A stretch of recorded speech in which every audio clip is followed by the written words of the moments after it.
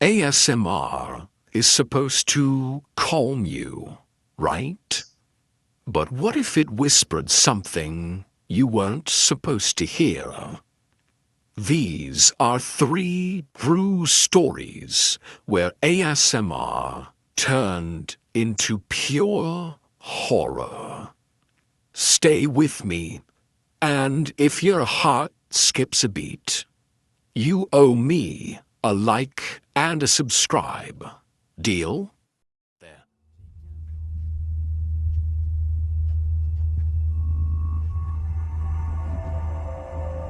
I'm 15 years old and I'm a sophomore at Lincoln High School in Portland. My sister Layla, 3 years my senior, has been making ASMR videos since she was 15. Starting with whispers and taps that have attracted thousands of subscribers. At 18, she had over 1 million followers and earned enough to help our parents with the mortgage. Layla made her mukbang videos where she whispered while tasting various cuisines, creating sounds that her viewers found relaxing. I never understood the craze, but our parents, delighted, treated her like a star. Hence their agreement for a private studio in the basement and its separate meals. Il y a 6 mois, she brought back a fluffy Siberian cat and albino rats for aesthetics. Layla was locked in the studio the whole time. When asked about her job, she had a distant look and said, "I create content for a more dedicated audience." His subscribers were growing fast too. Within a month it had surpassed 3,000 subscribers, but soon the sound started to bother me. I had been hearing Layla's ASMR in the house for years. I was used to whispering and soft chewing noises, but her new sounds were different. Chewing was more moist and aggressive. Sometimes I would hear moaning and tearing, as if she was eating too violently. What kind of spectator likes that? One night our parents went to Seattle for Dad's job, leaving Layla, her pets and me alone for the weekend. Layla was thrilled to have the house. She said she had a special project requiring total privacy. I shrugged and disappeared into my room. A storm broke out around 00 Hertz. The rain was pounding against my windows and I was having trouble sleeping. That's when I heard the voices again, soft moans and sucking noises. I had to check. The studio door was open. Light flooded the staircase. I could hear those little chuckles, the moans getting louder, then fading away. Shh, another second. I went downstairs just long enough to spy on the studio. What I saw was the worst nightmare imaginable. Layla was on her knees, soaked in blood, holding a knife. Her arms and t-shirt stained. Skin and hair clung to his fingers like wet paper. The camera rolled, the ring of light softly illuminating the macabre scene. The mutilated cat lay on the ground, and my sister devoured him, raw flesh hanging from his mouth.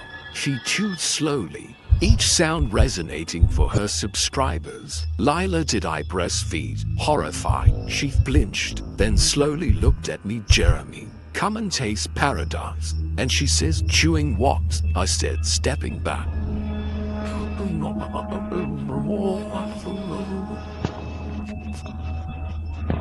Whoa, don't be afraid. You see those views on my videos? We will soon be super rich. I was backing away, but Layla was already bleeding, leaking flesh between her fingers. They taught me so much, you know, she said, crawling toward me. Angles, flavors, and cuts. Who, AI? I stuttered the audience. Here, this one's fresh. You'd love it. She stretched one eye, inviting me to her madness. She stopped to giggle often. Don't be afraid. Eat alone. Here I had to play the game. I sat down trembling with disgust, caught the eye, and immediately vomited.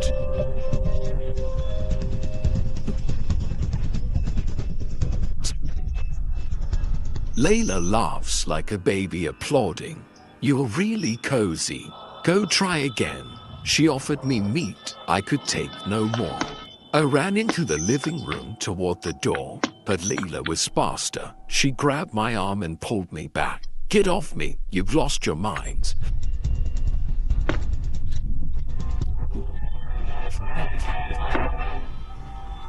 Are you sick?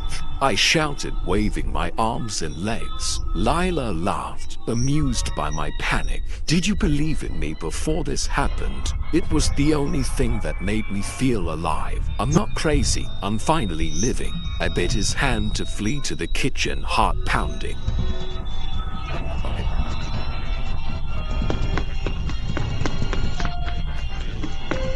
Layla was on my heels, so I grabbed a chair and put it between us. She stumbled, leaving me a little ahead. I ran down the hall to the parents' room. I tried to lock it, but she slammed on the door with all her might. She hit me and we fell hard. She knocked me to the ground. Her breath was hot and acrid, her eyes wild. She still held the knife used on the cat. We could have had better images. You ruined everything, she murmured, cutting my cheek. I tried to scream, but no sound came out. Terror had smothered me. I saw her raise the knife to silence me forever. Suddenly, headlights swept the bedroom window. Tires screeched. A car stopped in the driveway.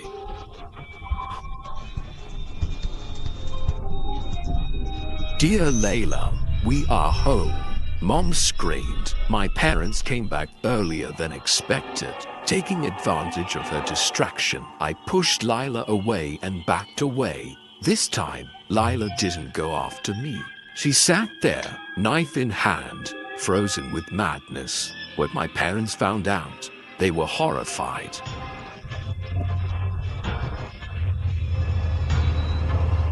Layla lives in a mental hospital now. Last time she was talking to the wall. I no longer recognize my sister. His internet obsession didn't just ruin him. She destroyed our whole family. A sound engineer for 20 years, I was pushing the idea of my YouTube channel until Sarah, my girlfriend, finally convinced me. Honey, you should do SMR, not the whispered thing. Strange, I'm talking about real. Here's city traffic, rain on the windows, construction site. Do you hear these sounds differently? I don't know, you could create a cozy atmosphere. It was the impulse I needed. The chain worked fine after 3 months of effort. I had views and thousands of followers, but I needed 9 for Halloween. It had to be authentic to really get attention. That's how I landed in a cemetery at 2 in the morning with my recorder. The place dates back to the 1800s, full of old graves and chains. Perfect for the nighttime vibe that my subscribers love. I spent 20 minutes walking the winding paths, recording the rustling of dead leaves and the distant fields of crickets. I was enjoying the atmosphere when I saw a woman in the cemetery. She stood by a granite tombstone 50 yards away, motionless in the moonlight, clutching the marble as if to keep herself upright. I thought she was mourning someone close to me, but her clothes gave me goosebumps. His clothes were dirty, covered with suspicious dust and stains, maybe blood. Her hair was in tatters and she looked like she had been roughed up. "Hello, ma'am, are you all right?" She didn't answer, thinking of a homeless person under the influence. I continued my recording without insisting, but as I approached, I saw that she was not simply motionless. His shoulders were shaking.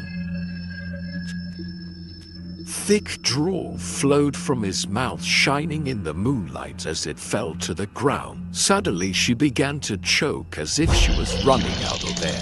"Ma'am, are you okay? Can I call someone if..." Before she finished, she vomited blood in the moonlight, thick dark liquid dripping from her mouth, her eyes rolling from the lack of air. Blood splattered the tombstone and formed a puddle at his feet. Soon streams of blood ran from his eyes down his pale cheeks. A few steps away, his head swiveled toward me with a crack of broken bone. His eyes were no longer human. I screamed and tried to run away, but she was moving at superhuman speed within seconds, grabbing my shoulders from behind before I could react. She turned me around in front of her.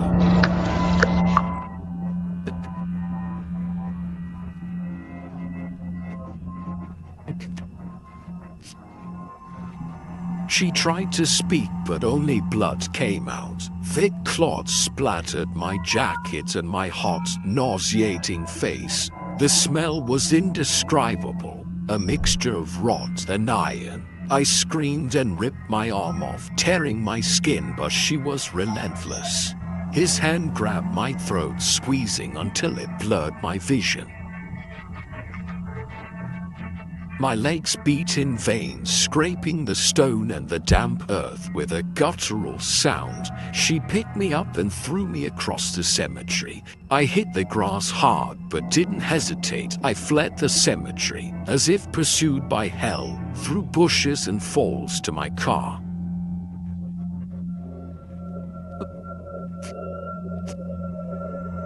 I was still shaking when I got back to where Sarah was retouching pictures. How was the registration? I told her everything. She listened without interrupting me. She looked pale, but I could see that she doubted. "We should go back in the morning, see what's really there." I didn't want to, but she was right. If there was a real problem, if someone was hurt or sick, you had to call for help. We went to the cemetery the next morning around 10. I found the tombstone easily, although it looked less scary by days. There was no blood or anything suspicious. The name carved into the granite said Margaret Holloway, 1960, 2995. Beloved wife and elderly man tended the nearby graves. Sarah asked her about Margaret Holloway.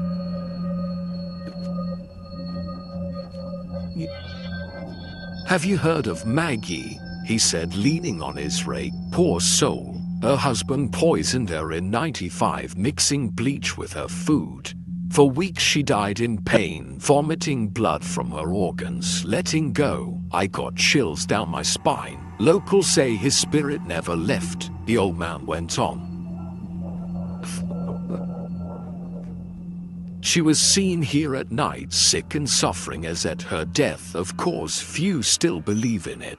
Sarah drove. I tried to figure out what had happened. I couldn't explain what I saw, but when I checked my recorder later, it picked up everything. 23 minutes of graveyard vibes, then 7 minutes of rattling, gasping and choking.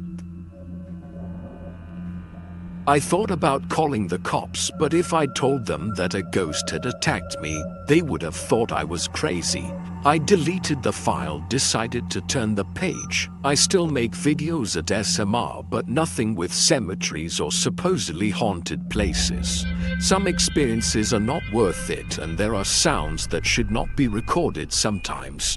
I think of Margaret Holloway stuck in her agony, reliving her death every night in this cemetery. I wonder if she wanted me to do something, or if she was just lost in her endless suffering.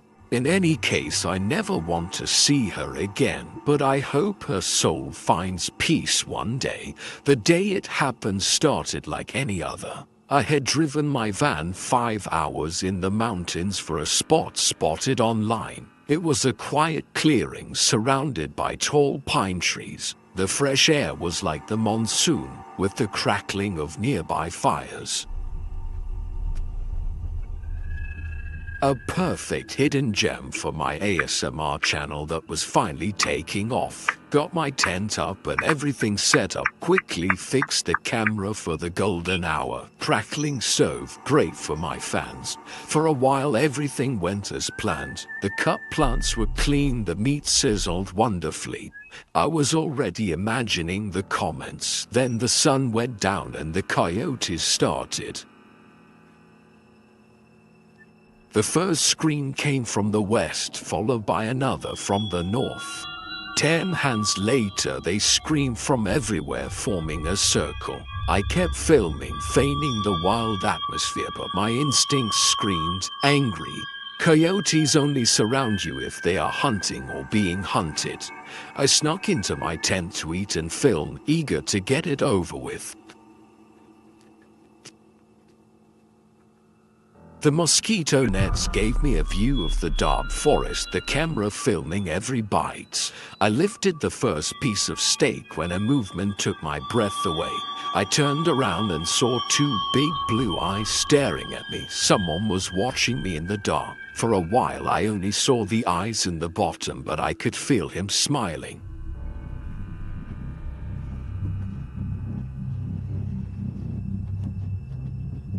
I screamed, tried to defend myself, but looking again, the man was gone. There was only darkness outside my window. My hands were shaking so much that I could barely open the tent. I managed to reach the van and slam the door. For a moment, nothing happened. Everything was still. I almost thought I imagined it. Fatigue or nature played me rounds. 5 to 7 min passed. Nothing suspicious happened. Suddenly the passenger side handle moved. "Good evening, beauty," a jovial and chilling man's voice. "I love your ASMR and your style." The handle was shaking. "I've been following you for months."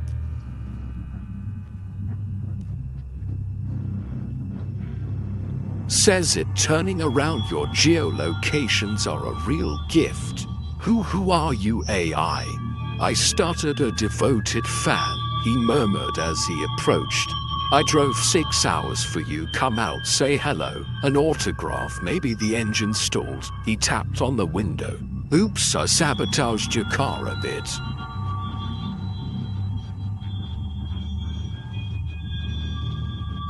"You don't mind, I hope. You're crazy." He stuck his face to the window and whispered, "You're even more beautiful up close." I couldn't miss such a chance. I even brought my camera. We shoot a video together. I was terrified, but I kept my calm. "He wants to scare me, but I won't let him get the better of me." I screamed, "You don't think I've seen worse than you? Stay there. The cops will take care of what's left." He hesitated, then climbed onto the roof, the van tangling under his weight. I tried to start again, it still doesn't work. He started jumping on the van, howling like a rabid dog.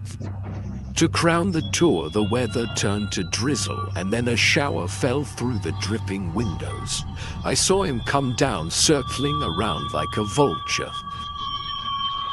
I dialed 911, provided my location, praying they'd arrive before this lunatic escalates further. The rain heightened the tension. He laughed, pressing his wet face against my window. Shirtless, his pale skin glistened as he licked the glass with his unnervingly large tongue. I tried starting the van, but the engine remained unresponsive. In the rain, I saw him lift the rock the size of a balloon. He walked toward the back of the van, toward the telescope. Panic filled me. I had to flee now. My eyes scanned everywhere, the heavy rain obscuring everything, but the ground slipped and I was sloping. My hand gripped the handbrake. If only I could. The rock smashed the rear window everywhere. His arm reached in, searching through the van. I pulled the handbrake as the slope wind screamed past. His arm almost tore, but he howled. I pressed the brake pedal, veering through the wild slope, dodging trees as the van skidded retrograde. I saw him chasing me, blood running down my arm. The van hit flat ground and I flipped the ignition key. This time the engine started. I charged without looking back and stopped only when I reached the clean city. His name was Daryl Roseport. Arrested 3 days later in a campsite 80 kilometers to the south, he had been leading this carousel for more than a year, targeting young women posting their positions online.